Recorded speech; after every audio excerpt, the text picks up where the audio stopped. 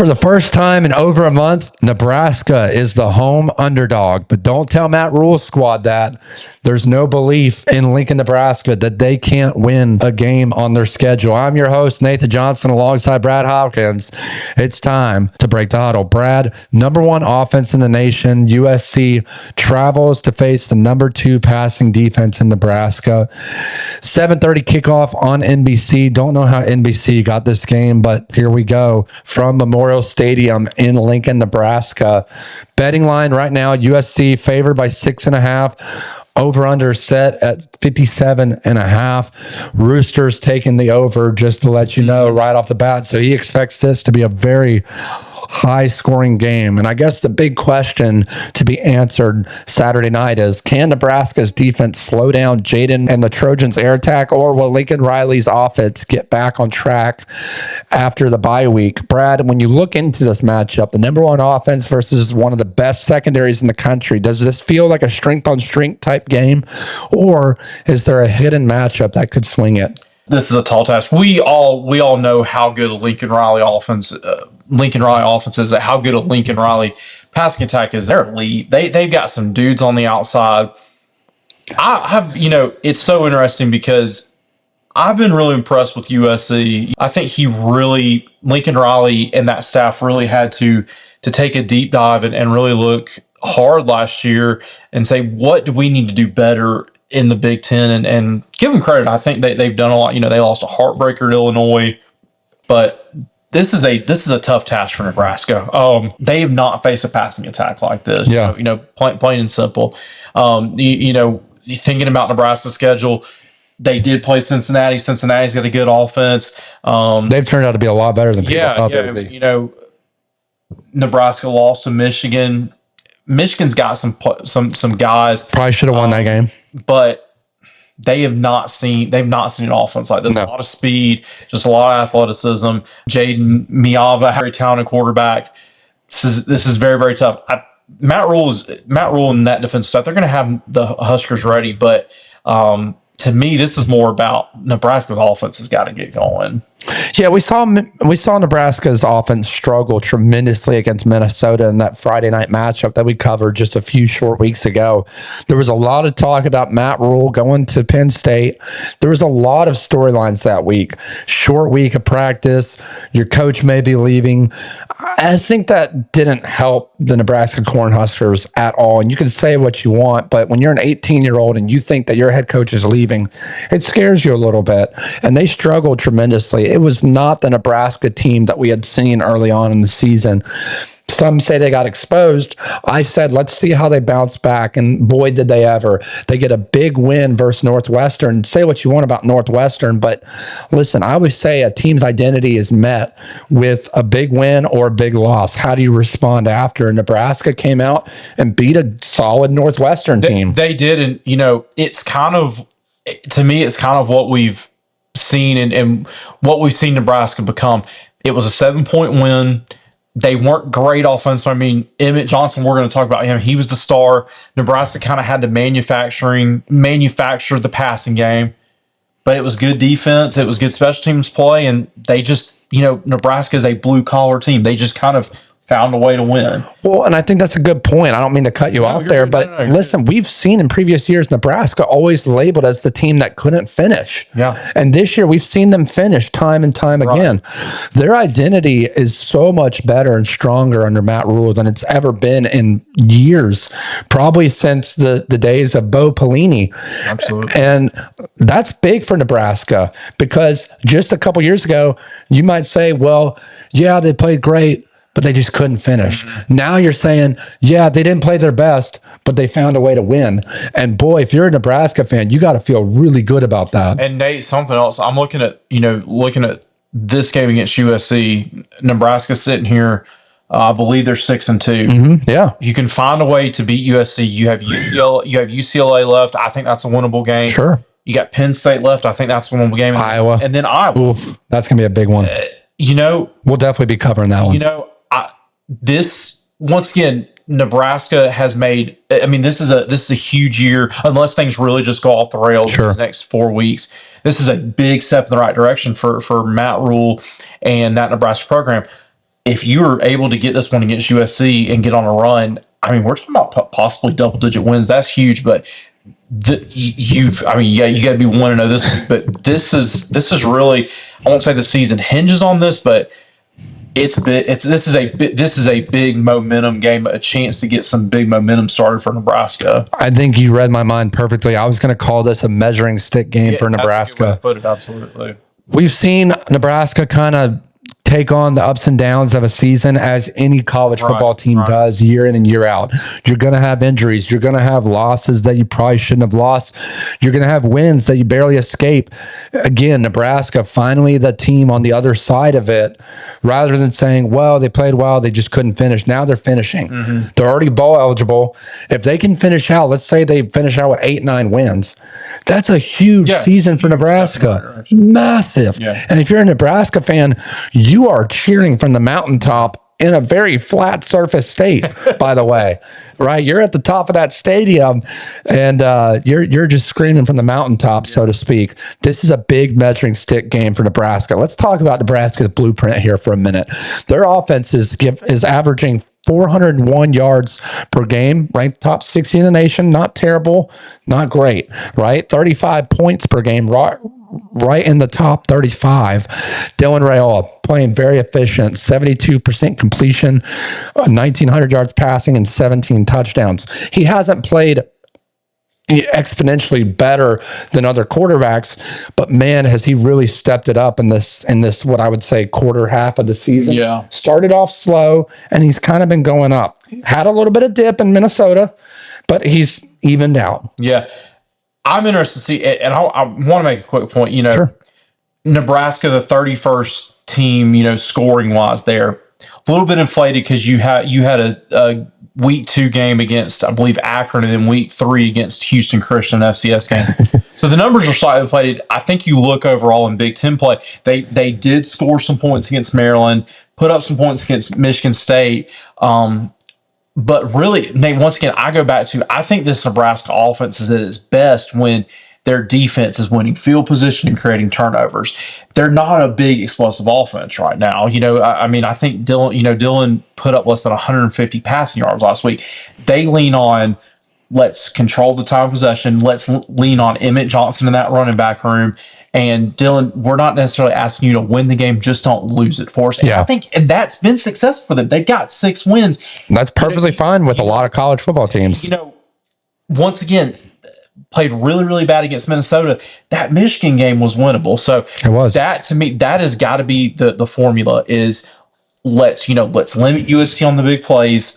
Let's try to get a turnover or two. And when we get a chance to win field position, we got to take advantage of it. Got to finish strong. You talk about the run game efficiency. Emmett Johnson has been the bell cow for this year. 837 yards, 9 touchdowns. He has been phenomenal this year. We thought he had a good chance of breaking out last year, and boy, has he stepped it up for that Nebraska offense. Absolutely. Key weapon versus USC's run defense, who gives up 136 yards per game. Nebraska's defense on the other side, pretty good. Yeah. 285 yards per game allowed, ranked 13th in the nation, and only 127 yards passing. We talk about their elite secondary. That's been the difference maker in this one. You got to force Maiava to extend the play, but you got to keep him in the pocket. If you keep him in the pocket, your secondary is going to be able to hold up. Yeah. They're ranked 2nd in the nation in passing defense. Nebraska is. Memorial Stadium advantage, 396 straight sellout. That's crazy. I love that. That's a dedicated fan base through the ups and the downs. Say what you want about the Georgias, the Ohio States, the LSUs, whatever. I'm telling you, if you ever get a chance to go to a Nebraska football game, go. I went when the stadium was empty during an off-season tour, and you could just feel the presence of the fans even without anyone there. It's beautiful. It's different than most stadiums that I've been to. Right in the Southeast, it's kind of dug into the ground. Theirs, it's flat and it's all the way up. So when you go to the footsteps of the stadium, you're looking up all the way and it's like, wow, this is beautiful. So if you haven't already, go out there. The fans are very gracious, very, very hospitable, amazing atmosphere. Brad and I will definitely be going up there at some point. So, yeah. I listen. You can talk about the Virginia Techs, all that. Nebraska is probably number one on my list of stadiums to visit, just based on the sellout crowds, just experiencing that atmosphere and the love of football and tradition. X Factor, Red Zone. Nebraska scores on 86.5% of trips, but must finish drives with touchdowns. Just because you score doesn't mean it's a touchdown. I've seen them settle for a lot of field goals when they easily had that first, second and goal. Maybe they get backed up with a false start penalty, and it totally disrupts the drive. So they've got to finish, especially when you're going against a very talented team in USC, who's coming off of a huge win against Michigan and a bye week. So very interested to see how USC responds in this one. Brad, we know Dylan Raiola has been poised for a sophomore, but against a defense that can bring pressure, how important is Nebraska's run game early to set up this play action rhythm? It's big, and look, huge fan of Emmett Johnson. I mean, I think one of the most underrated. I think he's a little bit of an underrated back. He is very, very talented. But Nate, I go back to Nebraska's got some guys in this receiving core. I mean, I'm throwing out Dane Key, Ja'Cory Barney, and Neziah Hunter. I like those three guys a little bit. I want to see Dana Holgerson use them a little bit more. And Nebraska fans would love to hear from you in the comments of, what has it been? Has it been, just Dylan just not missing? And Nate, once again, it's tough when you got a running back like that that's going. It's hard not to put the ball in his hands. But to me on Saturday, look, we saw USC shut down a pretty good Michigan running game, and if that's the case for Nebraska, this is going to be a long night for the Cornhusker offense. Very long night. And let's talk about the USC's firepower and fixes, right? Their offense is putting up 530 yards per game, first in the nation, 326 yards passing, first in the nation, 42.4 points per game, ranked fifth in the nation. Maybe it's inflated a little bit based on their schedule as well, but you got to give credit. They have been explosive. And that all starts with Jaden at the quarterback position, 2,100 yards passing, 15 touchdowns, 4 INTs, coming off of 2-pick game versus Notre Dame. Their running back, King Miller, in for Wayman Jordan, out for 4 weeks. That could play a role in this one. That's big. Wayman Jordan's very talented. It's big, and we'll touch on why in a minute. 70 yards versus Notre Dame, not great. I know Notre Dame's got a good defense, but you got to put up more if you're going to win these games. Wide receiver, Makai Lemon, 758 yards, 6 touchdowns, and then Jacoby Lane, 424 yards, 3 touchdowns, lead a deep receiving core. Yeah, now I want to make a quick point on this before you continue.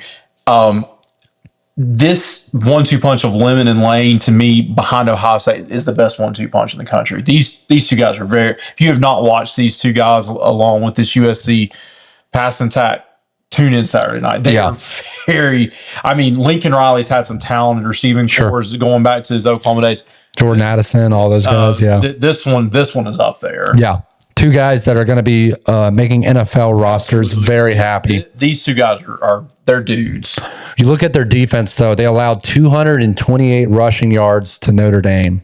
Braylon Shelby, Eric Gentry must step it up. They've got to, because this Nebraska run offense is elite. Say what you want about their pass protection for Dylan Raiola. I think it kind of goes both ways. Dylan Raiola's got to have better pocket presence in some situations. This offensive line is built to run the football for Nebraska. And listen, if USC's defense doesn't step up, it could play a role in that one. Lincoln Riley said, quote, "We've got a good team in there. No time to hang our heads after a loss versus Notre Dame. They've got to bounce back very quickly on the road at Nebraska." Brad, Lincoln Riley's group is coming off of a bye week. Do you think this week off helps USC correct those tackling issues and find some balance offensively, even without Wayman Jordan? I do. And look, Wayman Jordan, a very, very talented back. We've always seen this. Lincoln Riley likes to throw the football. They're a pass first team, but when they have an ability to run the football, it makes this offense just about virtually impossible to stop. And so that's a big injury. I'm interested to see how USC, counters that. Could we see Jaden Maiava, could he be a little bit more of a factor? I think they're going to do it by committee. And look, the reality is a lot of this USC offense is built on RPOs, which is really just an extension of the running game. So they're going to get creative with it. I'm excited to watch it. This week off though is very, very beneficial. You played a very, very physical Michigan team. You get a week off, and now you're going to play a very physical Nebraska team. So it's going to help. Yeah, and then I just want to bring up real quick, the quarterback battle. Rayola 72% versus Maiava 68%. Both efficient but tested differently. Protection has been an issue for Nebraska's offensive line. Nebraska allowing 26 sacks this season. USC is going to have a chance to expose that Saturday night. Yeah. Listen, I've watched this Nebraska offense, and I'm not a coach myself, but I would be remiss if I didn't say I think they've got to get the tight end and Lindenmeyer and Emmett Johnson to add a couple of chip blocks in this game, because if they don't, it's going to be a long night for Rayola. I'm very scared for him in the pocket because it could create some turnovers very quickly. That's a good point. Lindenmeyer, absolutely, he's going to have to help out in the pass protection game, but he's also look at him to as a middle of the field target as well. Yeah, you got to get him involved more. You got to get Emmett Johnson involved. Listen, if your offensive line is giving up pass protection, you got to try out the screen plays. You got to try out the chip blocks. You've got to get creative if you're Dana Holgorsen in this offense versus USC's defense. Talk about third downs. USC's converted 53% this season, 6th nationally. Nebraska's defense a lead on passing downs. Red zone. Nebraska scores, like we mentioned, over 86% of the time. USC's defense allows just 54%, 2nd nationally. Then you look at the discipline. Nebraska 43.6 penalty yards per game, ranked 26th, versus USC 58 yards per game, ranked 84. Could decide late field position. We mentioned that before with Nebraska getting down the field and having that pushback, that depriving to the drive situation. Brad, when you look at these matchups, though, the red zone battle, the sack totals, the third down stats, which category do you think ends up deciding this game? I think it's got to be third down. I mean, we've seen all throughout college football and all throughout the year, if you do not get off the field on third down, it's a killer, obviously. Yeah. And that's just football 101. But I think about if Nebraska is not able to get off the field on third down with the pace and just how this USC offense plays, that Nebraska defense is going to wear down, and it's going to be a long night. They've got to get off the field on third down. And I think for Nebraska, with how good this running game is and who Emmett Johnson is, they want to keep the ball and keep USC's offense off the field. I kind of think too. Yeah, to me, honestly, it's the red zone battle. Can Nebraska finish with 6 instead of 3? That's a huge point. You've got to, because I'm sorry, you're not going to beat USC's offense. Balls, absolutely. You're just not. Yeah. And I will say this: it's in Nebraska. USC players will say what you want. They haven't played in a cold stadium this year. Like they're going to play Saturday night. And, and wind. Trying to think, USC, I know, had that road showdown against Notre Dame, the road showdown against Illinois. That was early on in the season, though. On the season, it's you're in November. A little bit different atmosphere, I think. November 1st. It's going to get chilly up there in Lincoln, Nebraska.